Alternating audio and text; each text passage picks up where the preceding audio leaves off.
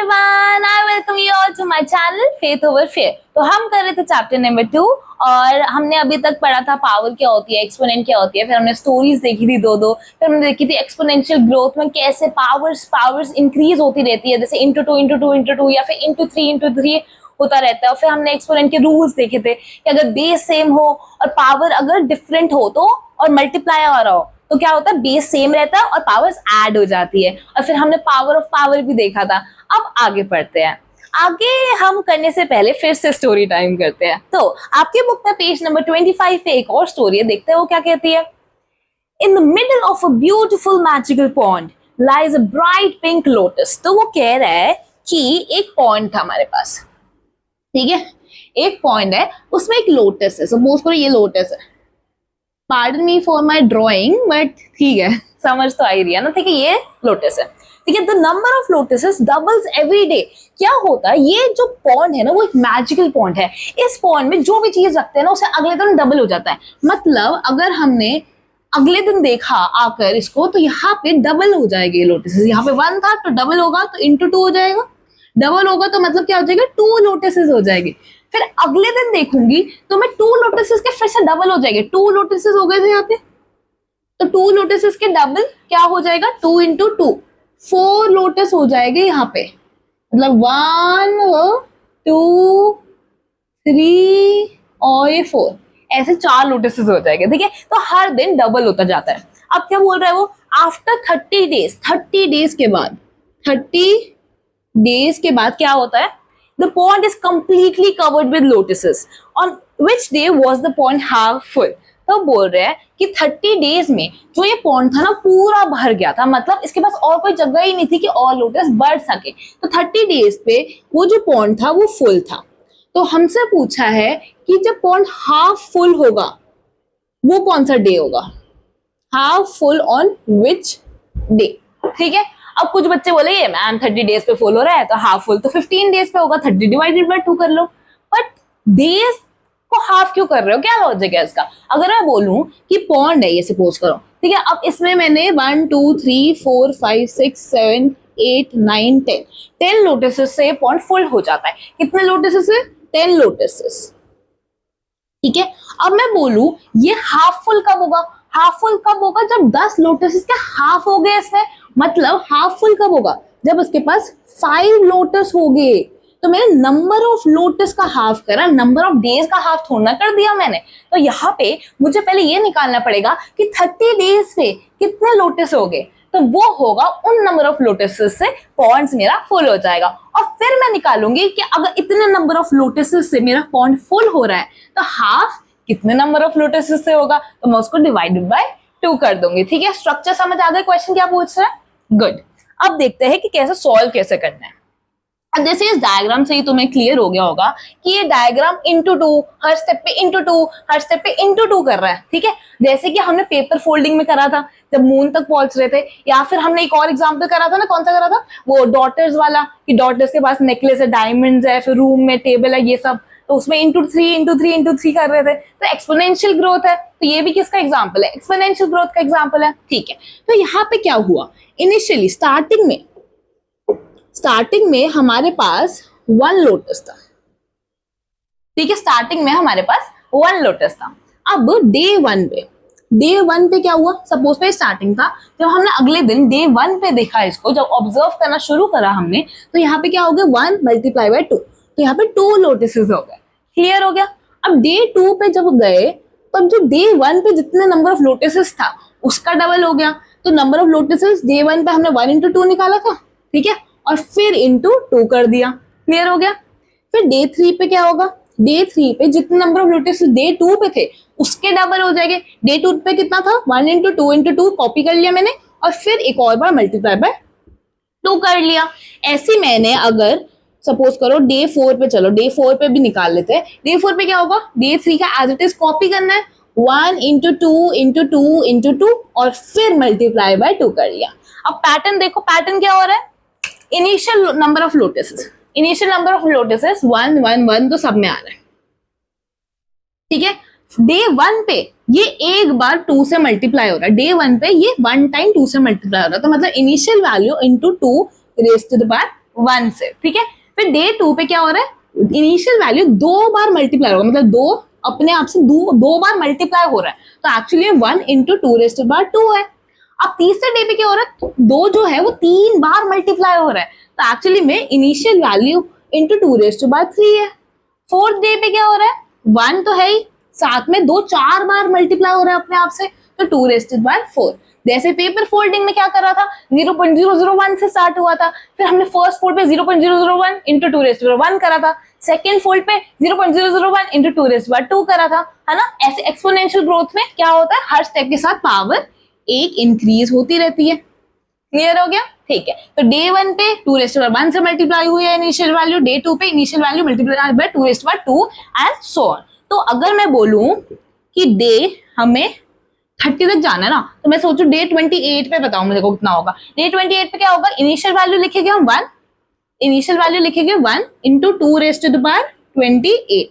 ठीक है। फिर डे 29 पे क्या होगा, डे 29 पे क्या होगा, 1 इंटू 2 ठीक है, जैसे यहाँ पे हो रहा था। डे 4 पे 2 था, तो डे 28 पे 2 होगा, डे 29 पे 2 होगा, और फिर डे 30 पर इनिशियल वैल्यू इंटू 2 होगा, ठीक है। और इस डे पे हमारा पॉन्ड फुल हो जाता है, इसके बाद पॉन्ड में जगह नहीं बच रही। तो पॉन्ड फुल कब हुआ, जब उसके पास 2 मल्टीप्लाई बाय 2 लोटसेस होगा, तो पॉन्ड फुल हो जाएगा, ठीक है। अब हाफ फुल कब होगा, हाफ फुल तब होगा ना जब इसके हाफ नंबर ऑफ लोटसेस हो गए। जैसे मैंने तुम्हें बताया था, अगर 10 लोटसेस से मेरा एक डब्बा है मेरे पास, 10 लोटसेस से वो भर जाता है, तो हाफ कब भरेगा, जब उसके पास 10 डिवाइडेड बाय 2 5 लोटस हो जाएंगे। तो यहाँ पे फुल अगर 2 से हो रहा है, तो हाफ 2 डिवाइडेड बाय 2 से होगा ना, 1 मल्टीप्लाई बाय 2 तो 2 होता है ना, of course 1 multiply by anything gives that number only. तो ये इस नंबर ऑफ लोटस, जब जिस दिन मेरा इतने लोटसेस हो गए मेरे पॉन्ड में, उस दिन मेरा पॉन्ड हाफ फुल होगा, ठीक है। अब तुम बोलोगे कि मैम 2 डिवाइडेड बाय 2, अब हमने एक्सपोनेंट्स में डिवाइड करना तो सीखा ही नहीं, मल्टीप्लाई तो आपने पिछले सिखा दिया था कि बेस सेम होगा। अगर बेस सेम है और पावर्स डिफरेंट है, जैसे यहाँ पे 2 है, कुछ नहीं है तो 1 होता है ना। तो अगर बेस सेम है और पावर्स अलग और मल्टीप्लाई हो रहा है, तब पावर्स ऐड हो जाती है, लेकिन यहाँ पे तो डिवाइड हो रहा है, तब क्या करना है। तो इसके लिए एक नया रूल सीखते हैं। क्या रूल सीखेंगे हम, जैसे इसके लिए क्या रूल है, जैसे मैं तुम्हें छोटा नंबर सिखाती हूँ। जैसे सपोज करो 2 डिवाइडेड बाय 2 करना था अगर तुम्हें, तो क्या करोगे, 2 को 5 बार लिख दो, खोल कर लिख दो, एक बार एक्सपैंडेड फॉर्म में लिख लेते हैं हम, और 2 को 2 बार लिख दो। अब क्या होगा, अब ये जो 2 है, एक 2 इससे कट जाएगा, एक 2 इससे कट जाएगा, तो क्या आ जाएगा, 2 मल्टीप्लाई बाय 2 3 बार मल्टीप्लाई हो रहा है, तो मतलब 2 आ जाएगा मेरा आंसर। क्लियर हो गया। अब क्या हुआ, ये एक्चुअली में यहाँ पे बेस सेम था 2 तो आंसर में मेरा बेस तो सेम ही आया, लेकिन पावर में क्या हुआ, पावर यहाँ पे 5 थी, यहाँ पे 2 है, आंसर में 3 आई। 3 क्या है एक्चुअली, 5 माइनस 2 ही तो है, मतलब बेस तो सेम था, लेकिन हमारी जो पावर्स है वो सब्ट्रैक्ट हो गई। जैसे मल्टीप्लाई अगर मैं करती 2 मल्टीप्लाई बाय 2 करती, तो बेस तो सेम रहता मेरा, ठीक है, लेकिन जो पावर्स है अलग है, 5 और 2, तो उसको मैं क्या करती थी, 5 प्लस 2 कर देती थी, तो यहाँ पे 2 होता है। मल्टीप्लाई में पावर्स ऐड हो रही थी, लेकिन हमने डिवाइड करा तो पावर्स सब्ट्रैक्ट हो रही है। जैसे मैं एक और एग्जांपल लिखती हूँ, जैसे सपोज करो 7 है और 7 है, तो इसको हम बेस सेम है तो 7 आ जाएगा, लेकिन डिवाइड हो रहा है तो पावर सब्ट्रैक्ट होगी, तो मतलब 3 यहाँ की पावर और इसकी पावर 2, इन दोनों को सब्ट्रैक्ट करोगे तो 7 आ जाएगा, जो कि 7 ही होता है। इसको एक्सपैंडेड फॉर्म में लिखकर चेक भी कर लो, 7 को 3 बार लिखा और 7 को 7 को 2 बार लिखा, ये कट जाएगा, ये कट जाएगा, तो क्या आ गया, 7 आ गया, ठीक है। तो ये रूल समझ आ गया। एक और रूल आ गया, अब इस रूल को अप्लाई करो इधर। यहाँ पे क्या है, बेस सेम है, बेस सेम क्या है, 2 सेम है तो 2 लिख दो, ठीक है। अब पावर्स डिफरेंट है एंड डिवाइड हो रहा है, जब पावर्स डिफरेंट है बेस सेम है तो बेस तो सेम ही रहता है, पावर्स क्या होती है, सब्ट्रैक्ट हो जाती है, तो यहाँ पे क्या आ जाएगा, 2 2⁻29।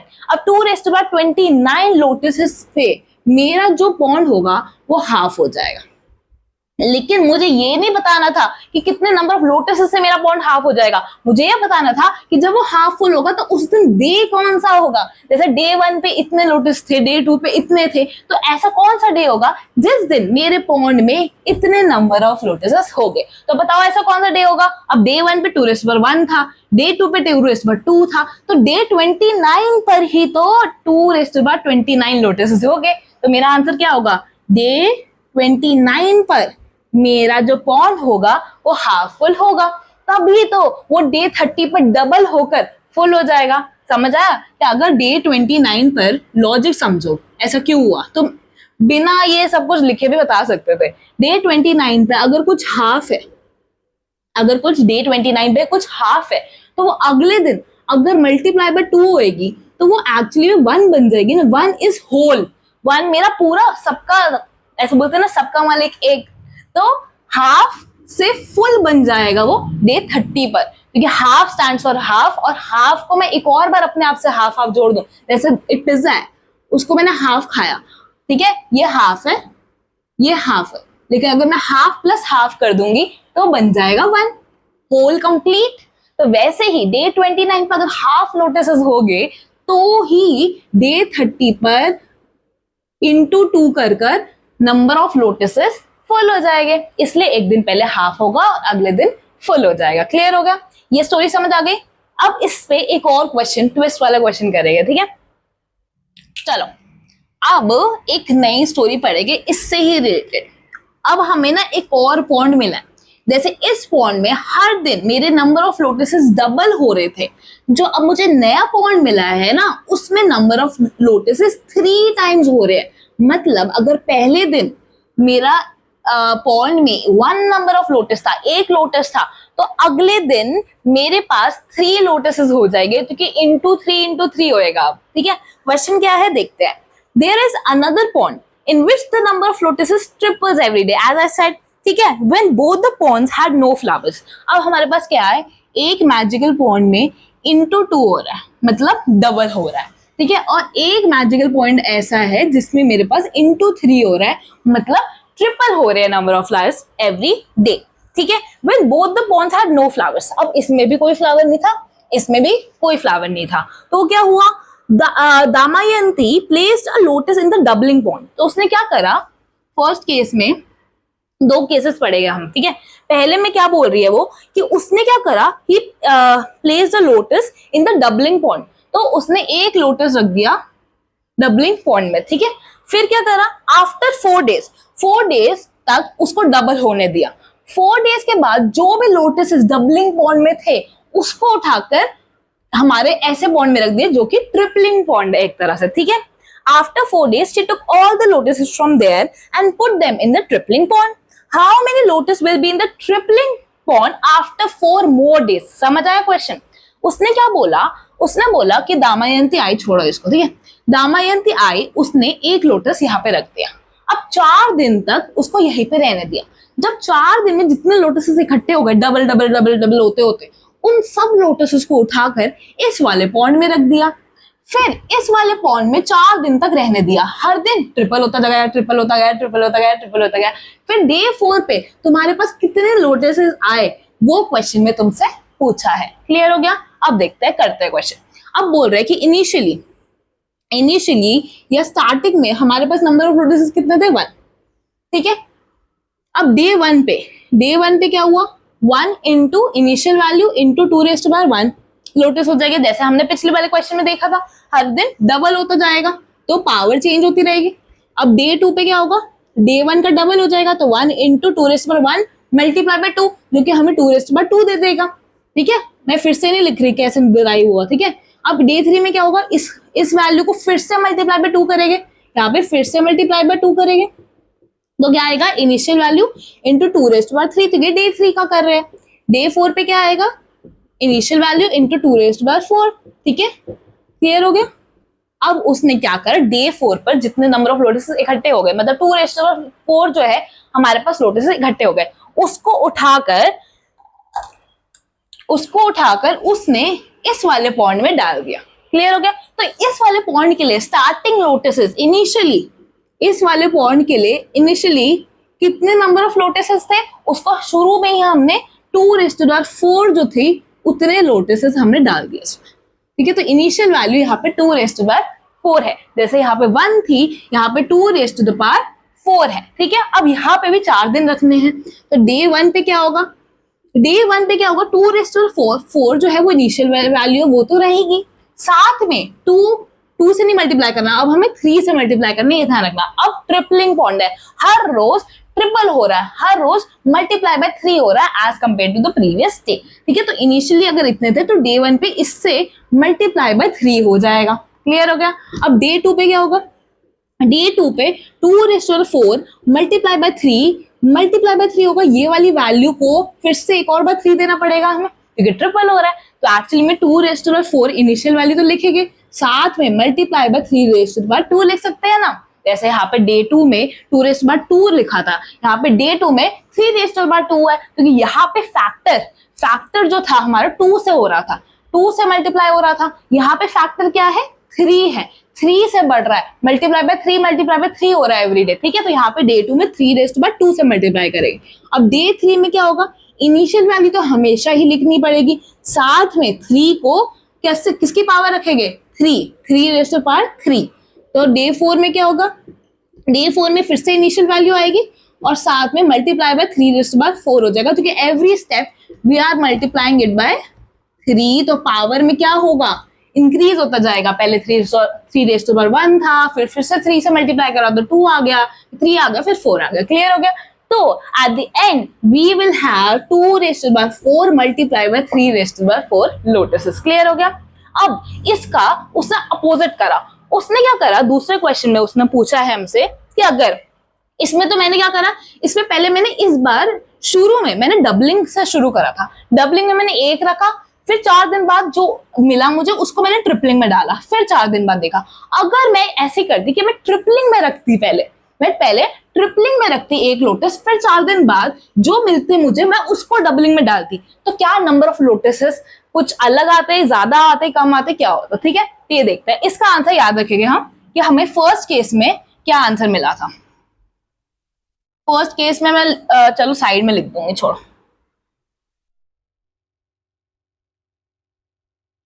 फर्स्ट केस में हमें 2⁴ इंटू 3⁴ लोटसेस मिले थे। ठीक है, ये केस 1 था। ठीक है, जब उसने डबलिंग पॉइंट से शुरुआत करी थी। अब हमें क्या बोला है, अब हमें ट्रिपलिंग पॉइंट से शुरुआत करनी है। अपने बुक में देख लो, नेक्स्ट क्वेश्चन यही है। ठीक है, अब उसने बोला है कि पहले मैंने ट्रिपलिंग पॉइंट में रखा 1 लोटस।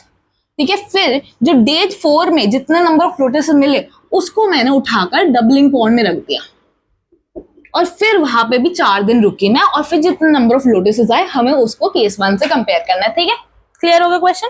ठीक है, अब क्या करना है, यहाँ पे इनिशियली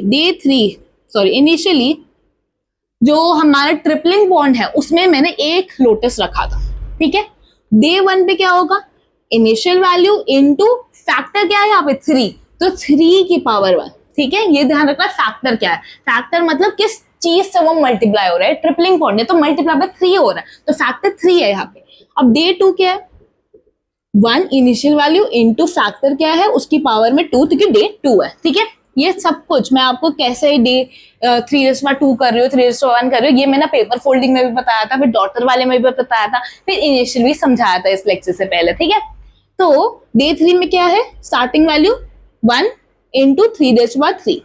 डे 4 में क्या है, स्टार्टिंग वैल्यू 1 इंटू 3⁻4। अब डे 4 के बाद उसने जो लोटसेस के पास इकट्ठे हुए वो कहाँ पे डाल दिया, डबलिंग पॉइंट में। तो मतलब 1 इंटू 3⁻4 जो है, यानी कि 3⁻4, 1 तो कुछ होता नहीं है ना मल्टीप्लाई में। ठीक है, तो 3⁻4 लोटसेस इनिशियली हमने डाला डबलिंग पॉइंट में। तो यहाँ पे इनिशियली कितने नंबर ऑफ लोटसेस हो गए हमारे पास, 3⁻4।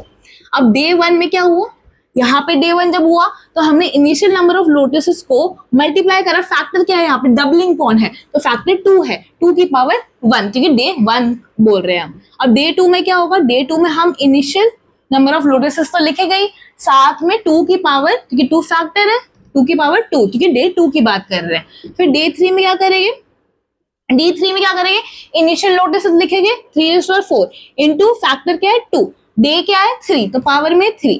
फिर डे 4 में क्या होगा, डे 4 में क्या होगा 3 की पावर 4 इनिशियल और 2 फैक्टर और उसकी पावर में 4, क्योंकि डे 4 है। ठीक है, तो हमारे पास कितने नंबर ऑफ लोटसेस आ गए, हमारे पास 3/4 इंटू 2/4 लोटसेस आ गए। तो केस 2 में हमारे पास कितने लोटसेस आ गए, 3/4 मल्टीप्लाई बाय 2/4। क्या इन दोनों में से कोई मतलब कोई डिफरेंस है, इसमें कोई बड़ा छोटा है, तो तुम बोलोगे नहीं मैम, यहाँ पे 2/4 मल्टीप्लाई बाय 3/4 है, यहाँ पे 3/4 मल्टीप्लाई बाय 2/4 है। और मल्टीप्लीकेशन हमने पढ़ा है कॉम्यूटेटिव होता है, कि मैं अगर 2 मल्टीप्लाई बाय 3 करूँ या 3 मल्टीप्लाई बाय 2 करूँ या a मल्टीप्लाई बाय b करूँ या b मल्टीप्लाई बाय a करूँ, it's one of the same thing. ठीक है, ऑर्डर डजंट मैटर। तो यहाँ पे टर्म्स तो सेम ही है, बस इसको उठाकर मैंने इधर लिख दिया, इसको उठाकर मैंने इधर लिख दिया। तो केस 1 और केस 2 में फर्क तो कोई है ही नहीं, सेम है। ठीक है, अब सेम क्यों है और इसकी क्या हम कोई प्रॉपर्टी बना सकते हैं, ये भी देखते हैं। चलो, इसी से हम अपनी नेक्स्ट प्रॉपर्टी डिराइव करेंगे। अब देखो, ऐसे स्टोरी के फॉर्म में तुम सीख रहे हो और उस स्टोरी से, हर एक स्टोरी से कुछ ना कुछ तो सीख ही रहे हो। अब उससे तुम्हें याद रहेगा कि ये चीज हमने कब सीखी थी, ऐसा क्यों हुआ था, तो रिटेंशन भी बढ़ेगी आपकी। ठीक है, अब 2/4 है मल्टीप्लाई बाय 3/4 है। ठीक है, और दूसरे केस में 3/4 मल्टीप्लाई बाय 2/4 है। ठीक है, अब मैंने क्या बोला था, तो मैं चैप्टर नंबर 1 में भी मैंने समझाया था कि अगर पावर सेम हुई, यहाँ पे बेस अलग है। ठीक है, अभी तक हमने बेस सेम रखा था, यहाँ पे बेस अलग है, पावर सेम है, तो हम क्या बोलते हैं कि 2 और 3 बोलते हैं हम दोनों की पावर, हम दोनों की टोपी तो सेम है, तो हम दोनों हाथ पकड़ लेते हैं, हम दोनों साथ में आ जाते हैं और एक कॉमन टोपी पहन लेते हैं, जो कि हमारी कॉमन पावर है 4 की। तो एक्चुअली में 2 मल्टीप्लाई बाय 3 अपने आप हो जाएगा और उन दोनों के ऊपर एक कॉमन पावर आ जाएगी जो कि 4 की पावर है। ठीक है, क्लियर हो गया, तो 6/4 आ जाएगा। अब 6/4 क्या होगा बताओ, 6 का क्यूब इंटू 6 का पावर 1 लिख सकते हैं इसको। मैं ये कैसे लिखा मैंने बताओ, इसकी एक और प्रॉपर्टी सिखाई थी मैंने कि 4 को मैं 3+1 लिख सकती हूँ। ठीक है, और 6/3 इंटू करूंगी 6/1, तो वो एक्चुअली में 6/4 के इक्वल होगा, क्योंकि बेस सेम है, मल्टीप्लाई हो रहा है तो पावर्स ऐड हो जाएगी, एंड 3+1 क्या होगा 4 होगा। तो एक्चुअली मैं 6/4 को 6/3 मल्टीप्लाई बाय 6/1 लिख सकती हूँ। अब मुझे पता है 6 की पावर 3 क्या होती है, 216 होती है, मल्टीप्लाई बाय 6 होती है, तो फिर अब मैं कर सकती हूँ 1296 आ गया आंसर। क्लियर हो गया, इसको भी सेम तरीके से करूंगी। अगर तुम्हें ये प्रॉपर्टी याद नहीं आ रही कि चैप्टर 1 में मैंने कहाँ पे सिखाई थी, तो मैं एग्जैक्ट बता देती हूँ कहाँ पे सिखाई थी। जब याद है तुम प्राइम फैक्टराइजेशन करते थे, सपोज करो एक नंबर का क्या करूं मैं, कौन सा नंबर लूं, सपोज करो 24 का। ठीक है, 24 का प्राइम फैक्टराइजेशन करते थे कि मैं बोलती थी tell me if 24 is a perfect square or not. ठीक है, तो तुम क्या करते थे 2, या फिर तुम एक काम करो यहाँ पे वो ले लो, यार मैंने क्या नंबर लिया था, 36 ले लो सपोज। ठीक है, tell me if 36 is a perfect square or not. ठीक है, तो तुम प्राइम फैक्टराइजेशन करते थे, 2 से जाएगा, 2 से किससे जाएगा 18 से, फिर 2 से 9 से, फिर 3 से 3 से, फिर 3 से 1 से। ठीक है, ऐसे बोलते थे। अब तुम बोलते थे कि ठीक है 36 को मैं 2 इंटू 2 इंटू 3 इंटू 3 के तरह लिख सकती हूँ। ठीक है, फिर बोलते थे कि 2 2 बार आया तो 2/2 कर दिया, 3 2 बार आया तो 3/2 कर दिया। अब मैंने क्या बोला था कि यहाँ पे इन दोनों की पावर, इन दोनों की टोपी सेम है, तो ये दोनों बोलते हैं मैं साथ में आ जाता हूँ और एक कॉमन टोपी पहन लेता हूँ 2 की, तो यहाँ पे 2 3 6/2 कर देते। तो यही तो प्रॉपर्टी है कि अगर बेस डिफरेंट है, यहाँ पे भी क्या है बेस डिफरेंट है लेकिन पावर सेम है, तो हम पावर को इग्नोर करेंगे, पावर को बोलेंगे एक मिनट रुको, तो हम पहले मल्टीप्लाई हो ले और फिर हम एक कॉमन पावर पहन लेंगे 4 की, क्योंकि यहाँ पे दोनों के पास 4 की पावर थी, तो यहाँ पे भी 6/4 आएगा, and 6/4 is one of the same thing. यही पे तो निकाला था हमने, तो ये दोनों इक्वल प्रूव हो गए ना। ठीक है, क्लियर हो गया। अब मैं तुम्हें प्रॉपर्टीज, चलो एक और चीज है, अब जैसे यहाँ पे था, तो मुझे बताओ कि जैसे यहाँ पे मैंने बोला कि मल्टीप्लाई हो रहा है और पावर सेम है, अगर मैं बोलूं कि ये है 10⁻4 डिवाइडेड बाय 5⁻4, अब डिवाइड हो रहा है, बेस डिफरेंट है लेकिन पावर तो सेम ही है ना, तो यहाँ पे भी हम सेम करते हैं, हम बोलते हैं कि अभी पावर 4 तुम रुको, हम पहले अपना ऑपरेशन परफॉर्म कर लेते हैं। ऑपरेशन क्या है, डिवाइड का, तो 10 डिवाइडेड बाय 5 होगा और उन दोनों के पास कॉमन पावर आ जाएगी 4 की। तो 10 डिवाइडेड बाय 5 क्या होगा 2, और 2 की कॉमन पावर क्या होगी 4, तो 2 रेज़ पर 4 आ गया। ओके, जो कि क्या आएगा 16 आएगा ना, 2 to the 4, 4 to the 8, 8 to the 16। Clear? Okay, अब मुझे बताओ कि हमने कौन कौन सी प्रॉपर्टीज सीख ली अभी तक। मैं रिवाइज करवा देती हूँ, ठीक है, फिर नेक्स्ट टॉपिक पे बढ़ेंगे।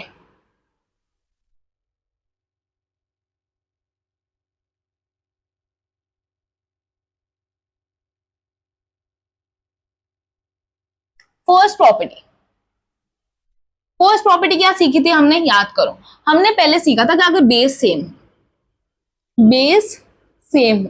जब बेस सेम होता है, ठीक है, सपोज करो मैं वेरिएबल्स के फॉर्म में लिख रही हूँ कि ए बेस है मेरे पास और मैंने उसकी पावर m लिखी, ठीक है, और मैंने उसको मल्टीप्लाई करा फिर से a से जिसकी पावर n है, तो बेस सेम है तो बेस तो सेम ही आएगा, मल्टीप्लाई हो रहा है तो क्या होगा m प्लस n आ जाएगा। क्लियर हो गया? ठीक है, अब बेस सेम में हमने एक और चीज पढ़ी थी, अभी पढ़ी है, जब 2⁻30 को डिवाइड बाय 2 करना था, हमने क्या बोला कि अगर बेस सेम है उसकी पावर m है, बेस सेम है उसकी पावर n है और वो डिवाइड हो रहे हैं, तो बेस तो सेम ही रहेगा, लेकिन इस बार क्योंकि वो डिवाइड हो रहे हैं हम पावर्स को माइनस कर देंगे। क्लियर हो गया? ठीक है, अब क्या सीखा हमने आज? हमने आज सीखा कि बेस सेम की तो प्रॉपर्टी पढ़ ली। अगर पावर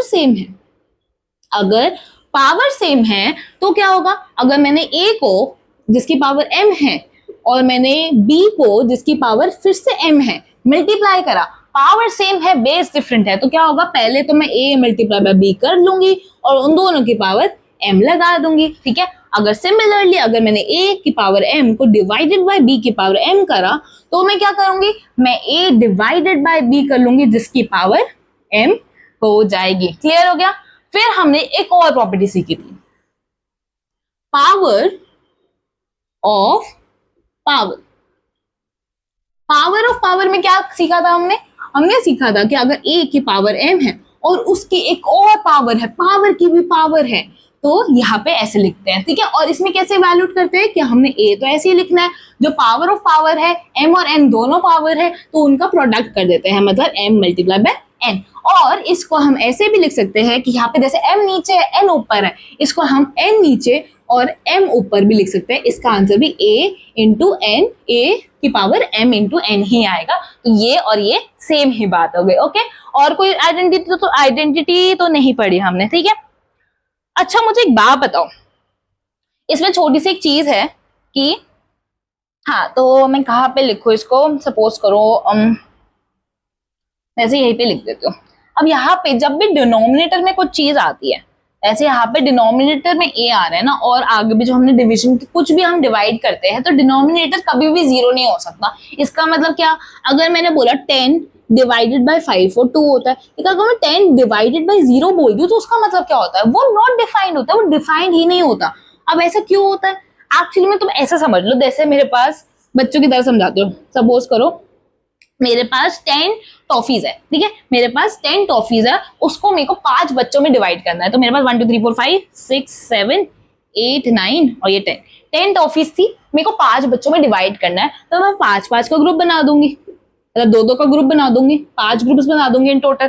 तो यही होता है ना डिवाइड, मैंने 10 डिवाइड बाय 5 करा, तो हाँ मेरे को हर बच्चे को 2 टॉफीज देनी है। अब मैं बोल रही हूँ कि मेरे पास 10 टॉफी है, मेरे को उसको 0 बच्चों में डिवाइड करना है, कोई मतलब है? 10 टॉफी है मैं 0 बच्चों में कैसे डिवाइड करूंगी भाई? तो डिवाइड कभी भी हम डिनोमिनेटर में 0 नहीं रखते, तो इसलिए यहाँ पे a कांट बी 0 एक कंडीशन होती है। ठीक है, जब भी डिनोमिनेटर में a आएगा तो a कांट बी 0। क्लियर हो गया? क्योंकि वो नॉट डिफाइंड हो जाएगा। ठीक है, अब अगला टॉपिक है कॉम्बिनेशन का, लेकिन ये वीडियो बहुत लंबी हो जाएगी, तो अगले टॉपिक अगले लेक्चर में करेंगे। तब तक के लिए keep revising, keep learning, bye bye.